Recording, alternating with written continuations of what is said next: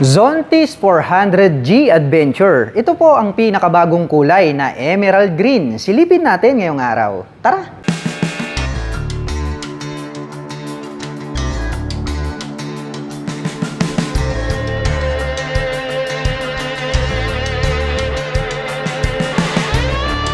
Zontis 400G Adventure. Ito po yung kanilang pinakabagong kulay at ito po ay yung kanilang tinatawag na emerald green. Talagang napakapogi at napakastig ng adventure bike na ito. Pag-usapan muna natin ito pong kanyang headlight dahil talagang nakakabighani ito pong kanyang headlight design dahil gumagamit na po ito ng dual projector lights para po rito sa kanyang high beam and low beam. At ang haba po nito pong kanyang mapormang daytime running light. At bukod dyan ay meron na rin po itong built-in na dashcam. At napakaporma po nito pong kanyang front extension cover dito sa harapan dahil nagkaroon po ito ng touch ng carbon. At pag ating sinilip itong nandirito sa bandang gitna, mayroon pa po pala siya ritong gray color na honeycomb grill design. At bukod dyan, meron din po pala siya ritong decal na ADV na nakalagay. At ito pong kanyang built-in na clear color na little visor o ito pong kanyang clear windshield, ito po ay adjustable. Manual po yan at pwede po natin yang itaas or ibaba depende po sa ating riding preparation. At dito po pala located sa bandang itaas, ito pong kanyang mga LED na turn signals. At bukod dyan, ang astig dito po sa Zontis 400G Adventure ay meron na po itong built-in na crash guard. So hindi mo na kailangang mag-aftermarket dahil for free na po yan. At bukod dyan, mayroon na rin po pala itong built-in na DRL. At may blinker na rin po yan. At ang color po niyan is white, yellow. Tapos mayroon din siyang blinker. At ito po pala ay gumagamit ng inverted ports dito po sa harapan na black color. Kaya makakapagbigay talaga ito ng outstanding na bouncing performance in any road condition. At ito pong kanyang front fender ay combination po ito ng black and then emerald green. At may nakalagay naman po rito na decal na ABS dahil nga ito po ay equipped with dual channel ABS. Magmula po rito sa harapan hanggang dyan po sa likuran. At ito po pala ay equipped with single rotor disc brake with 2-pot caliper. At ito po ay naka-spokes rim set. Alloy rim po ito. At ang sukat naman po ng kanyang gulong rito sa harapan ay mayroong sukat na 110 by 70/17. At ito po ay naka fully digital meter panel display. Napakalapad po nito pong kanyang digital meter panel display at talagang napakaporma at ang astig nito pong kanyang user interface. Makikita po natin dito sa gilid yung kanyang fuel gauge, yung kanyang voltmeter, yung kanyang average fuel consumption, engine check warning, and then nandito po yung kanyang speedometer at yung kanyang odometer. At pagdating naman po rito po sa kanyang mga button selectors, meron po itong passing light, high beam and low beam, turn signal selectors at ang kanyang horn. Pakinggan natin. At nandito po yung kanyang hazard button. At ito po yung kanyang set button at mode button ay para po ito navigation para po rito sa kanyang fully digital meter panel display. Bago po natin makita yung kanyang ilaw, kailangan po nating start ito pong adventure bike na to. Ngayon naman po silipin natin yung kanyang ilaw. Dito po sa bandang ibaba, ito pong kanyang mini driving light. Ito po yung kanyang button. Once po na press po natin yan, mag-o-open po yan at ang unang kulay na makikita natin is white color. Bukod dyan, meron po siyang fog light dahil pag press po natin twice, ay magiging yellow color naman po siya. At bukod dyan, ay mayroon na din po itong blinker. So, press ulit natin ng twice at mayroon na po siyang blinker. So, mayroon po siyang white color, yellow color, and then yung kanyang blinker. Hindi nyo na po kailangang mag-aftermarket dahil pre-installed na po yan, straight out from casa, kapag kayo po ay bumili nitong adventure bike na ito. At ito po ay naka-naked handlebar na glossy black color. At pagdating naman po rito sa kabila, mayroon po itong eco button. So, mayroon po siyang engine kill switch, may TCS and then set button. Ito po yung kanyang electric starter at ito naman po yung kanyang on and off button dahil nga ito po ay naka-smart keyless system na po siya. At pagdating naman po rito sa kanyang mga handle grip is black color po ito. Itim din po ang kulay nito pong kanyang mga brake levers. At yan po ay adjustable.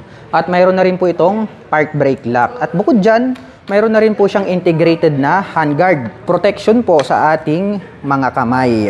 At mapunta naman po tayo rito po sa kanyang side pocket. So kung inyong mapapansin, mayroon po siyang dalawang pintuan rito para po sa ating side pocket. Ngunit itong isa ay para po yan sa battery na pwede nating i-charge yung kanyang battery kapag na-discharge. Pero itong isa po, ito po yung kanyang side pocket na pwede nating paglagyan ng mobile phones. At bukod dyan, ay meron na rin po pala itong integrated na USB Type-A at Type-C port. So gagamit na lang po tayo rito ng mga USB cable, ay makakapag-recharge na po tayo ng ating mga mobile phones at gadgets. At dito po sa bandang gitna, parang diamond type po ito, combination ng emerald, green, and then black. At mayroon po siya ritong integrated na utility hook. Ayan o. Tinitwist lang po siya rito sa bandang gitna. At dito po pala sa bandang gitna, located dito pong kanyang fuel tip. At ito po ay mayroong fuel tank capacity na 17.5 liters. Napakaastig po nito pong kanyang side profile. Combination po ito ng black and then emerald green. May makikita po tayo rito na decal na lining na black and then gray. At may nakalagay naman po rito na Zontis, yung kanyang brand name. At ito pong kanyang pillion board is black color po ito. At mayroon na rin po siyang stainless steel dito na bar. At kagandahan niyan, mayroon na din po siyang footrest extension. Mayroon na rin po siyang stainless cover na anti-slip. At ang Zontis 400G Adventure ay mayroon po itong 770mm na seat height. Ngayon naman ay susubukan nating sakyan para maipakita ko sa inyo kung gaano nga ba ito kataas. Para po sa mga magtatanong, ang aking height ay 5'6". Saktong-sakto lang sa akin. Kung makikita dyan sa camera ay halos maglapat naman yung ating mga paa. Kaya masasabi ko na very comfortable po ito para po sa mga tulad ko na 5'6" and height. At sa tansya ko naman ay kayang-kayang i-maneuver ito ng mga kababayan natin na 5'3" and above. At ito pong kanyang upuan, napakalapad at ang astig ng kanyang forma. And then black color naman po, ito pong kanyang seat cover. Meron pa po siya ritong camelback seat and then nagkaroon po siya rito ng additional na ADV and then may nakalagay po rito na Zontis na brand name in gray color. At ito pong kanyang integrated na grab bar, matulis po ito na parang sungay. Emerald green din po yung kanyang kulay at makapal kaya masasabi natin na matibay. Buksan naman po natin ito pong kanyang upuan. Napakalawak at napakahaba nito pong kanyang upuan. Sa tansya ko ay kasya po rito ang dalawang full face helmet. Nagkaroon pa siya ng divider dito sa bandang gitna. At naka-hydraulic na rin po pala ito pong kanyang upuan kaya hindi na po yan biglang bababa. At mayroon na rin po pala siya ritong light sa ilalim. Para just in case na abutin kayo ng gabi sa daan, pagbukas nyo ay mayroon na po kayo agad ilaw dyan. At bukod po pala doon sa kanyang USB charging port dito sa kanyang front pocket, mayroon din po pala under the seat. Doble-doble no. Equip po pala ito ng USB Type-A at Type-C port. Same po dito po sa bandang harapan no. So pwede po kayong mag-recharge ng inyong mga gadgets or mobile phones dito po under the seat. Close po natin ito pong kanyang upuan. At dito po sa kanyang side profile, napaka-brusko po dito. May makikita po tayo rito na decal na 400, combination ng black at gray color. At ito pong kanyang mga foot pegs para po sa ating back rider ay dalawa po ito. Diecast na rin po yan tapos nagkaroon ng rubber cover on top. So kung halimbawa short rider lang po yung inyong angkas, pwedeng dito niya ilagay yung kanyang paa. Pero kung halimbawa naman ay matangkad yung inyong angkas at mahaba yung kanyang paa, ay pwedeng dito po siya. O di kaya kapag halimbawa nangangalay din naman yung paa ng inyong back rider, pwede po siyang tumungtong rito sa unang baitang hanggang sa pangalawang baitang. So yun yung purpose nito, no? Para ka na ring naka footrest extension, gaya po rito sa harapan. At ito po pala ay equipped with side stand engine cutoff switch. At ito pong kanyang side stand ay diecast na po ito. At metal naman po na tubular ito pong kanyang center stand. Ito pong kanyang engine, ayan oh, napakalaki. Nito pong kanyang CVT cover, parang robot yung pagkakadesenyo. May naka-intact naman po dyan na Zontis.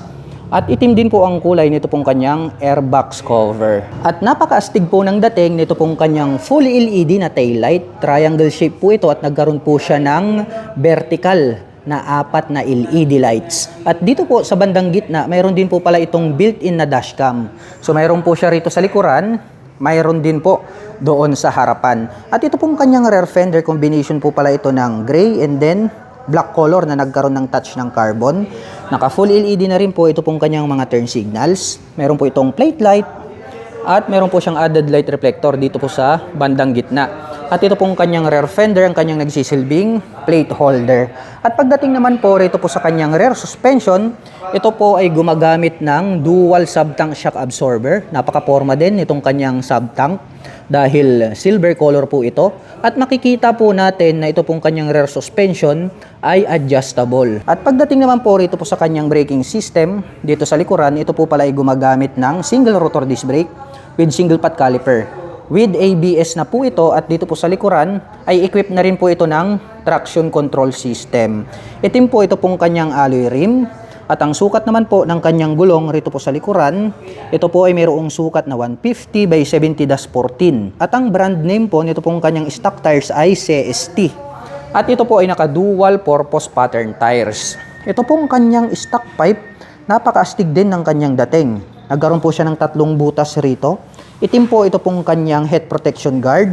At stainless steel naman po ito pong kanyang pipe. At mayroon naman po itong single exhaust. At pag-usapan naman po natin ang kanyang engine specifications. Ang adventure bike na ito ay mayroon po itong 400 cubic centimeter engine displacement. Naka single cylinder, single overhead cam, 4-stroke with 4 valve per cylinder. At ito po ay nakakapag-provide ng maximum power na 28.5 kW at 7,500 RPM. Habang nakakapagbigay naman po ito ng maximum torque na 40 Nm at 6,000 RPM. At ang presyo po ng Zontis 400G Adventure ay nagkakahalaga po ito ng 398,800 pesos. At ito naman po ay nagkakahalaga sa cash ng 368,800 pesos. At kung gusto mo naman pong kumuha ng hulugan ay kailangan mo pong mag-down payment ng 79,760 pesos. At mayroon naman po itong monthly installment na 28,980 pesos sa loob ng 1 taon. Habang mayroon naman po itong 12,245 pesos sa loob po yan ng 3 taon.